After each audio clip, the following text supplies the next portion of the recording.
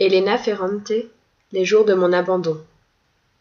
Un après-midi d'avril, aussitôt après le déjeuner, mon mari m'annonça qu'il voulait me quitter. Il me le dit tandis que nous débarrassions la table, que les enfants se chamaillaient comme à l'ordinaire dans une autre pièce, et que le chien rêvait en grognant devant le radiateur. Il m'affirma qu'il était confus, qu'il était en train de vivre de bien mauvais moments, faits de fatigue, d'insatisfaction, de lâcheté peut-être. Il parla longuement de nos 15 années de mariage, de nos enfants, et il admit volontiers qu'il n'avait rien à nous reprocher, ni à moi ni à eux. Il garda comme toujours une attitude digne, excepté un geste excessif de la main droite lorsqu'il m'expliqua, avec une grimace enfantine, que des voix légères, une sorte de susurrement, étaient en train de le pousser ailleurs. Puis il se déclara coupable de tout ce qui arrivait, et il referma prudemment la porte de l'appartement derrière lui, me laissant pétrifié auprès de l'évier. Désespéré dans le grand lit conjugal, je passai la nuit à réfléchir. Pour autant que je me reportais aux épisodes les plus récents de notre relation, je ne parvenais pas à trouver de vrais signes de crise. Je le connaissais bien, c'était un homme aux sentiments paisibles. Notre appartement et nos rites familiaux lui étaient indispensables. Nous parlions de tout, nous aimions encore nous serrer dans les bras l'un de l'autre, nous embrasser. Il savait être parfois si amusant qu'il me faisait rire aux larmes. Il me sembla impossible qu'il voulût véritablement s'en aller. Lorsque je me souvins par la suite qu'il n'avait pas même emporté l'un des objets auxquels il tenait tant et qu'il avait même négligé de saluer les enfants, j'eus la certitude qu'il ne s'agissait de rien de grave. Il traversait l'un de ces moments dont on parle dans les livres, lorsqu'un personnage réagit de manière occasionnellement excessive au mal de vivre ordinaire. Cela lui était déjà arrivé par le passé, du reste. À force de m'agiter dans mon lit, une époque et des faits me revinrent à l'esprit. Il y a bien des années, lorsque nous vivions ensemble depuis 6 mois seulement, aussitôt après m'avoir embrassée, il m'avait dit qu'il préférerait ne plus me revoir. J'étais amoureuse. À ces mots, mes veines s'étaient éteintes, ma peau s'était glacée. J'avais eu froid, il s'en était allé. J'étais restée devant le parapet de pierre sous le château Sant'Elmo, à regarder la ville décolorée, la mer. Mais 5 jours plus tard, très embarrassé, il m'avait téléphoné. Il s'était justifié. Il avait affirmé qu'une sensation de vide s'était soudainement emparée de lui. Cette expression était restée gravée en moi. Je l'avais longuement retournée en tous sens dans ma tête. Il l'avait utilisée de nouveau beaucoup plus tard, un peu moins de 5 ans auparavant. Nous fréquentions alors Gina, l'une de ses collègues de l'Institut Polytechnique, une femme intelligente et cultivée, issue d'une famille très aisée, veuve depuis peu. Elle avait une fille de 15 ans. Nous avions déménagé depuis quelques mois à Turin.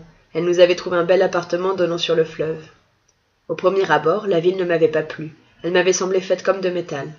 Mais j'avais vite découvert que depuis le balcon de notre appartement, il était agréable de regarder les saisons.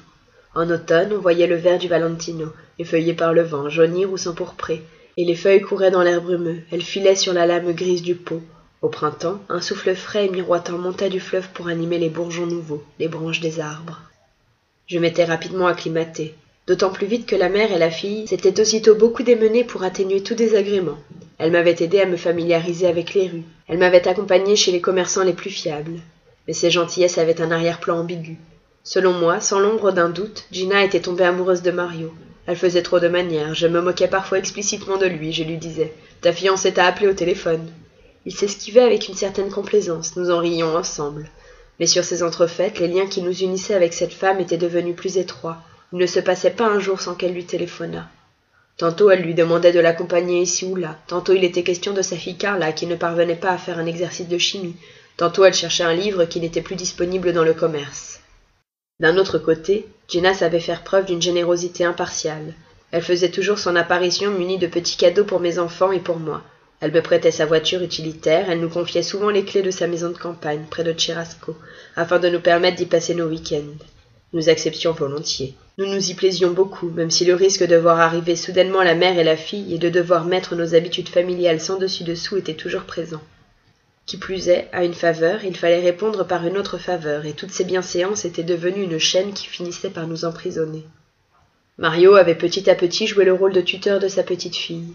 Il avait demandé un entretien avec tous ses professeurs comme s'il se substituait à son père défunt, et, bien qu'il fût surchargé de travail, au bout d'un certain temps il s'était senti obligé de lui donner également des cours de chimie. Que faire? J'avais un moment cherché à tenir la veuve en respect. J'aimais toujours moins cette façon qu'elle avait de prendre mon mari par le bras ou de lui parler à l'oreille en riant.